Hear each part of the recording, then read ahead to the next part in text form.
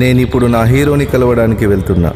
Hero అంటే cinema స్టారో క్రికెటరో కాదు, శ్రీనివాస్ రెడ్డి, మాజీ సైనికుడు.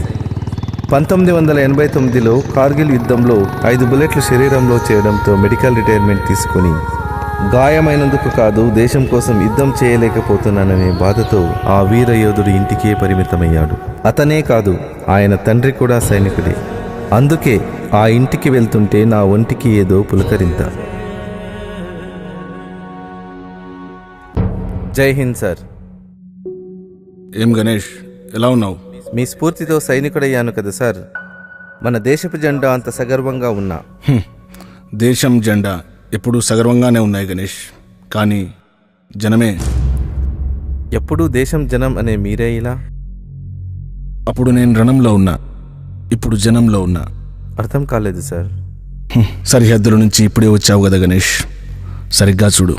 నువ్వు ఎవరి కోసం పోరాడుతున్నావో వాళ్ళంతా ఎలా ఉన్నారో.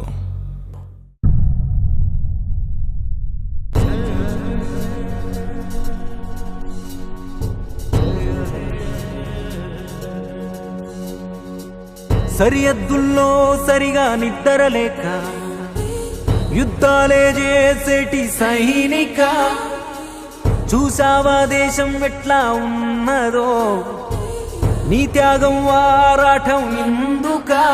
సైనిక సైనిక నీకిదే కానుక. సైనిక సైనిక నీకిదే కానుక.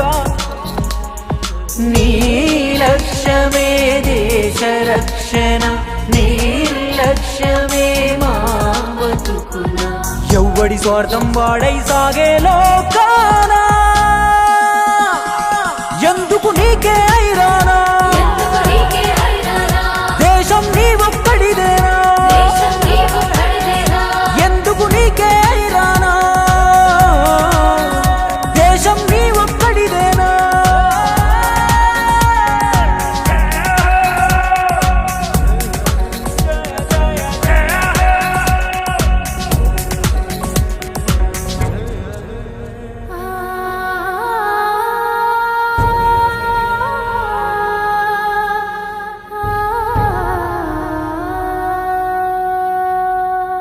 ఇల్లు నీ పిల్లలను వదిలి వెళ్ళావంటే దేశం తప్ప నీకు మరో ధ్యాసే లేదు. బయటోడు రాకుండా నువ్వు ఆపుతున్నా, ఇంట్లోనే 20-30 గొడవలు మాకు. ఎముకలు కొరికే చలిలో నువ్వు గస్తీగా సేవేలలో, పీకల దాకా తాగి మేమీడ గంతులు వేసుకుంటా. నువ్వు శత్రువు కన్నే పడక భారత మాతను రక్షిస్తుంటే, మేం కళ్ళకు కావరమెక్కి మగువలాగం చేసుకుంటాం. ఆగస్టు 15 రోజున మరల జనవరి 26న దేశం అంటే మాకు పాశం పుడుతది, రోషమేదో నిండా పొడుసుకొస్తది. గుర్తే రాదు మిగతా రోజుల్లో దేశ, ఎందుకు నీకే ఐరానా. దేశం నీ ఒక్కడిదేనా, ఎందుకు నీకే ఐరానా. దేశం నీ ఒక్కడిదేనా.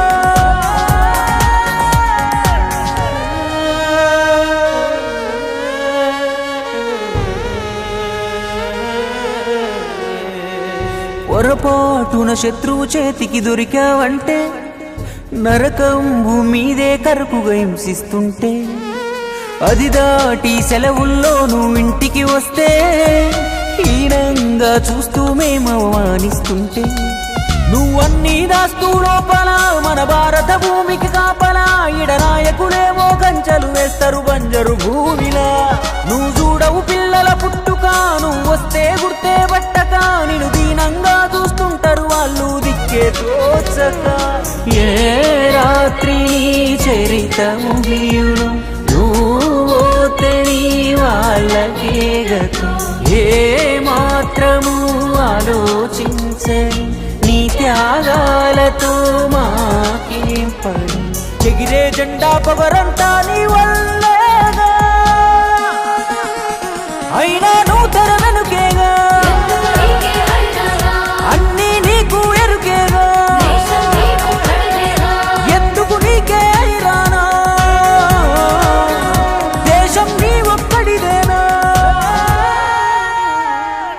మనం భార్యాపిల్లలతో ఈడ చల్లగా నిద్రపోతున్నామంటే అక్కడ బార్డర్లో ఓ సైనికుడు కాపలా ఉన్నాడనే ధైర్యంతోనే. అలాంటి సైనికుడి భార్యాపిల్లలను మనం ఎప్పుడైనా పట్టించుకున్నామా? ఆ సైనికుడు ఎక్కడైనా కనపడితే అలా క్యాంటీన్లో దొరికే మందు గురించి అడుగుతాం కానీ ఆయన ఇంటి యోగక్షేమాల గురించో ఆయన ఒంటికి తగిలిన గాయాల గురించో అడిగామా? అడగం. ఎందుకంటే మన దేశంలో అన్నింటికంటే అతిపెద్ద నేరం దేశానికి మంచి చేయడమే. ఎండ, వాన, చలి, ఆకలి కనీసం కంటికి కునుకు కూడా లేకుండా అనుబంధాలకు దూరంగా అణుబాంబులకు దగ్గరగా దేశం కోసం పనిచేసే ఆ సైనికుడికి వచ్చే జీతం పిడికెడంతా. విధి నిర్వహణలో పోతే ఒక పూలదండ చాలా. లేదా ఆయన కూడా కొలు వదిలేసి హక్కుల కోసం కొట్లాడాలా? దేశాన్ని కాపాడుకునే సైనికుని దేశమే కాపాడుకోవాలా? ఆ సమరయోధుడు ఎక్కడ కనబడినా మనమంతా సెల్యూట్ కొట్టాలా? అప్పుడే మన దేశపు జెండా సగర్వంగా ఎగురుతుంది. జై హింద్.